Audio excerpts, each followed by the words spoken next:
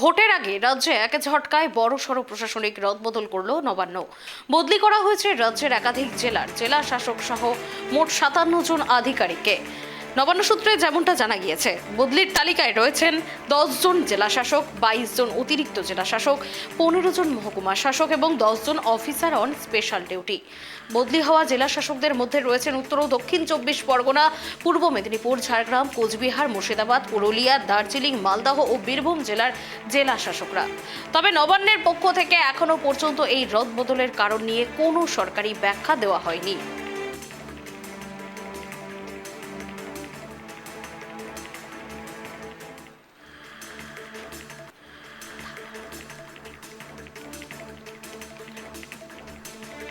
এই মুহূর্তে আমাদের সঙ্গে টেলিফোন লাইনে যুক্ত হয়েছেন অধ্যাপক ঝন্টু বড়াই। ঝন্টুবাবু, আপনাকে কেটিভি বাংলায় স্বাগত। ঝন্টুবাবু, ভোটের আগে রাজ্যে এক ঝটকায় বড় সড়ো প্রশাসনিক রদবদল করলো নবান্ন। বদলি করা হয়েছে রাজ্যের একাধিক জেলার জেলা শাসককে। ঠিক কি কারণে এই বদলি বলে আপনি মনে করছেন?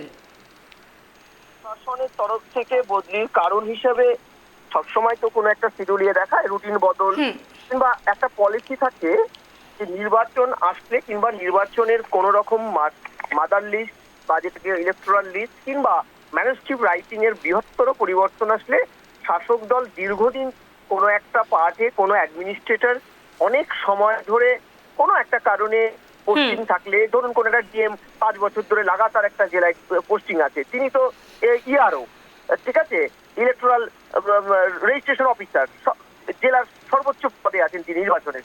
তাকে নির্বাচন কমিশন দায়িত্ব নেওয়ার পরে দায়িত্ব নিয়ে ট্রান্সফার করার পরিবর্তে ভাবমূর্তি অক্ষুণ্ণ রাখতে বা ফেস সেভিং ভূমিকায় অনেক সময় প্রশাসন স্বতঃপ্রণোদিতভাবে ট্রান্সফারটা করিয়ে রাখে, যাতে নির্বাচন কমিশন দায়িত্ব নেওয়ার পরে যেন এই প্রশ্নটা না ওঠে যে এই অফিসারগুলো দিনের পর দিন কোন জাদু বলে এখানটা আছে। এটা একটা দিক। দ্বিতীয় যে কারণটা হতে পারে, দেখুন এখনো পর্যন্ত যে ব্যাপক অর্থে যা শুনছিলাম 64টা সম্ভবত আমলা বিভিন্ন স্তরে ট্রান্সফার হয়েছে রাজ্যের বিভিন্ন জায়গায়, এটা বিশাল ট্রান্সফার।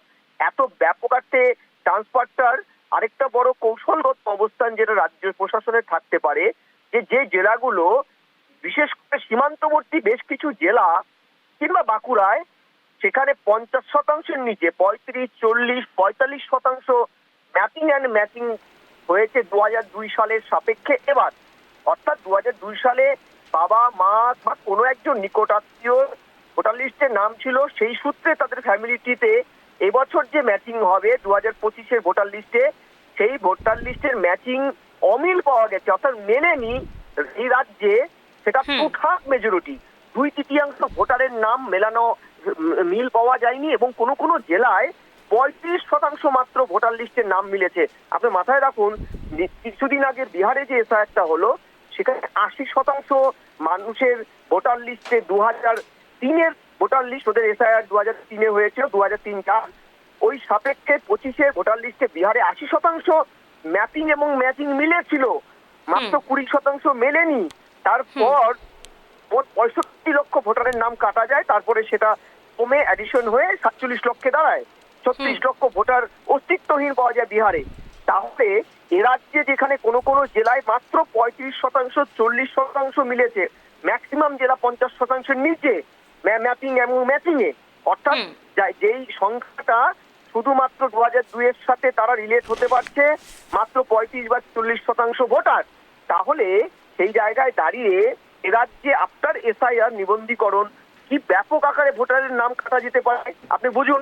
সেই কারণে হয়তো রাজ্য সরকার তড়িহড়ি সেই সব নবান্ন ঘেঁষা, 14 তলা ঘেঁষা সেই ধরনের আমলা ডিএমদেরকে সেই সব জেলায় পোস্টিং করাতে পারে, যেখানে গেলে এই ব্যাপক অর্থের যে ভোটারের কাটা যাওয়ার সম্ভাবনা থাকবে তাকে মিনিমাইজ করা যায়। অর্থাৎ সোজা বাংলায় ইআরও অর্থাৎ ডিএমরা বিএলওদেরকে দিয়ে যে কোনো মূল্যে যদি ওই তালিকাটাকে ম্যানুপুলেট করতে পারে, এটাও কিন্তু হতে পারে রাজ্যের এই কারণ। কিন্তু আপনাকে আমি পরিষ্কার বলছি, যেহেতু নির্বাচন কমিশন হচ্ছে এমন একটি মেশিনারি যারা পিপুল রিপ্রেজেন্টেটিভ অ্যাক্টে কিন্তু সরাসরি তারা অ্যাডমিনিস্ট্রেটিভ এই যে অর্ডারগুলোকে সার্কুলেট করতে পারে, এবং তাদের হাতে এমন ক্ষমতা সংবিধান দিয়ে রেখেছে, এই সংবিধানে কিন্তু তারা কনস্টিটিউশনাল প্রিন্সিপালকে ইয়ে করে একটা ইসি সরাসরি এক্সিকিউটিভ ডিরেকশন দিতে পারে 256 নম্বর ধারা অনুযায়ী, সেটা তারা দেয়। ফলে তারা যদি মনে করে এই ব্যাপক রদবদল, যেখানে আজকে এসআইআর এর সম্ভবত ডেট অফ ডিক্লারেশনটা হতে যাচ্ছে, ডেট অফ কমেন্সমেন্ট, সেই জায়গায় দাঁড়িয়ে হঠাৎ রাজ্য প্রশাসন যে যুক্তিতেই এই ব্যাপক রদবদল করুক না কেন, নির্বাচন কমিশনের আতস কাছে যদি সেটা সন্দেহজনক মনে হয়, অর্থাৎ তারা যদি ব্যাড স্মেল পায় কিছু, তাহলে কিন্তু এইটাই আমরা অতীতেও দেখেছি, নির্বাচন কমিশন রাজ্যের প্রশাসনিক সিদ্ধান্তকে স্থগিত করে দিয়ে নিজের মতন করে আবার নতুন নতুন অফিসারকে নতুন নতুন জায়গায় রিক্রুট করে, যেটা আমরা 2021, 2024, 19-এর নির্বাচন, 16-র নির্বাচনের সময় আমরা দেখেছিলাম। রাজ্য প্রশাসন যাদেরকে যেখানে যেখানে ট্রান্সফার করেছিল, পরবর্তীতে নির্বাচন কমিশন তাদেরকে সরিয়ে দিয়ে তাদের পছন্দের পুলিশ কমিশনার, নগরপাল প্রত্যেককে রিক্রুট করেছিল। এইটাই কিন্তু নির্বাচন কমিশনের স্বতন্ত্রতা এবং সেই পাওয়ারটা তাদের কাছে আছে, তারা টু এক্সিকিউট দ্য ডিরেকশন। ঠিক আছে?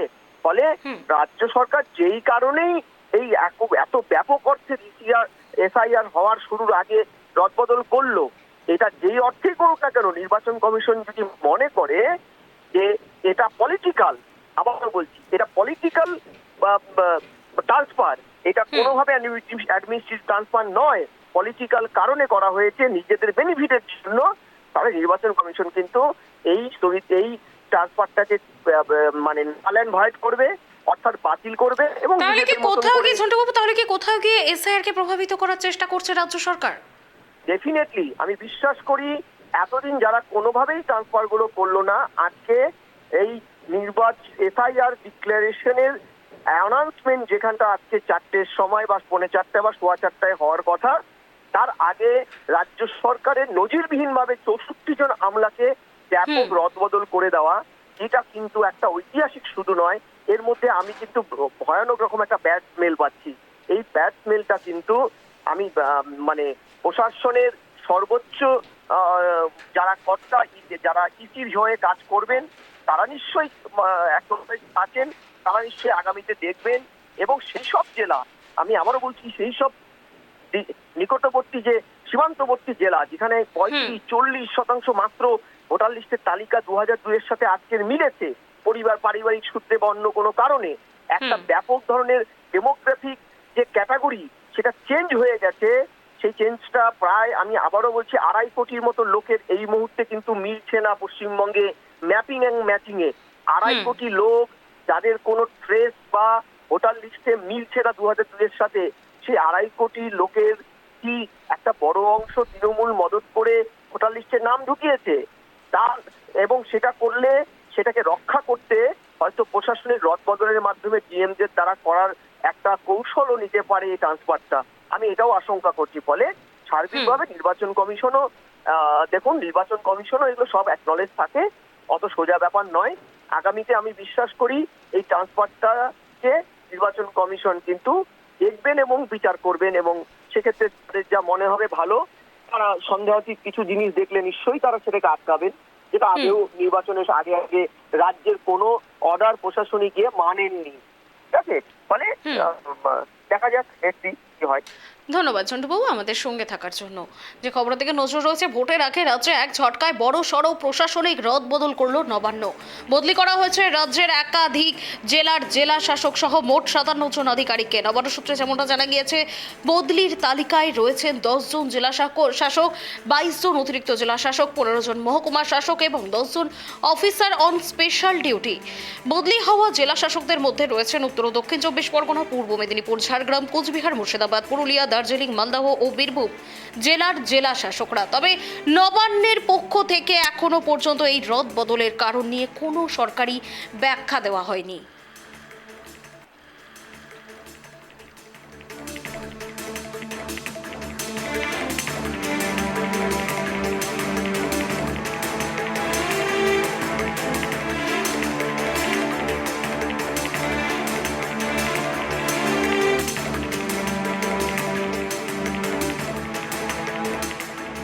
এই মুহূর্তে আমাদের সঙ্গে টেলিফোন লাইনে যুক্ত হয়েছেন বিজেপি নেতা আলী হোসেন। আলীবাবু, আপনাকে কেটিভি বাংলায় স্বাগত। আলীবাবু, ভোটের আগে রাজ্যে এক ঝটকায় বড়সড় প্রশাসনিক রদবদল করলো নবান্ন। ইতিমধ্যেই বদলি করা হয়েছে রাজ্যের একাধিক জেলার জেলাশাসক সহ মোট 57 জন আধিকারিককে। ঠিক কি কারণে এই বদলি, কি মনে করছেন আপনি? দেখুন, প্রথমত তো রাজ্য সরকার এই বদলিটা করতে পারেন না, কারণ এফআইআর ঘোষণার কথা নির্বাচন কমিশন জানিয়ে দিয়েছিলেন জুন মাসেই। এই বছরের জুন মাসেই কিন্তু জানিয়ে দিয়েছিলেন যে এফআইআর হচ্ছে। সেই কারণে তখন থেকে মোটামুটি ধরুন নির্বাচন কমিশনের একটা বার্তা পৌঁছে গেছে রাজ্যে তথা সারা দেশে। সেই কারণেই কোনো অফিসারকে, জেলা অফিসারকে বা এরকম গুরুত্বপূর্ণ আধিকারিককে সে কারণে রাজ্য সরকার বদলি করতে পারেন না। আর এক্ষেত্রে যেটা আমরা বলতে পারছি, তড়িঘড়ি করে আজকে কিছুক্ষণের মধ্যেই হয়তো বলা যাবে যে নির্বাচন কমিশন এফআইআর ঘোষণা করবেন। আর ঠিক সেই মুহূর্তে ঘন্টা দুয়েক আগে রাজ্য সরকারের পক্ষ থেকে যে 57 জন আইএএস অফিসারকে যে বদলি করা হলো, ডব্লিউবিসিএস অফিসারকে বদলি করা হলো, এটা মূলত রাজ্য সরকার ভয় পেয়েছে, অর্থাৎ তৃণমূল কংগ্রেস ভয় পেয়েছে বলেই এটা হয়েছে। সুতরাং এটা নির্বাচন আধিকারিককে নিশ্চয়ই এটা জানানো হবে, যাতে এই বদলিটা উনি কেন করলেন তার কৈফিয়ত নিশ্চয়ই চাওয়া হবে বলে আমরা বিজেপি পার্টির মনে করি। যে এই এটা রুটিন বদলিও নয়, এটা কদিন আগে কিন্তু একটা রুটিন উনি বদলি করেছিলেন কদিন আগে, যে এই কুচবিহারের এসপিকে তিনি সরিয়েছেন। তাহলে তখনই তিনি রুটিন বদলিটা করতে পারতেন, সেটাও কিন্তু করলেন না। সেই জন্য বলছি এটা ভয় পেয়েছে মমতা, তৃণমূল কংগ্রেস, যে এই বদলিটা করে ওরা হয়তো কিছুটা রক্ষা পাওয়ার চেষ্টা করবে, এতেও কোনো রক্ষা হবে না।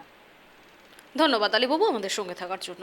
যে খবরের দিকে নজর রয়েছে, ভোটের আগে রাজ্যে এক ঝটকায় বড় সড় প্রশাসনিক রদবদল করলো নবান্ন।